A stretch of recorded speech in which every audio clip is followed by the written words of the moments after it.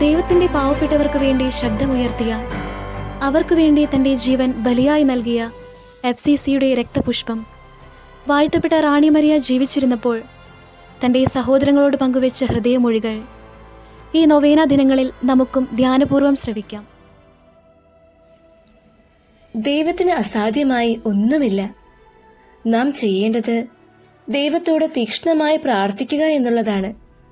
ഇപ്രകാരമുള്ള പ്രാർത്ഥനയും പരിഹാരവും വഴി മാത്രമേ ദുഷ്ടശക്തികളെ കീഴടക്കാൻ നമുക്ക് സാധിക്കൂ.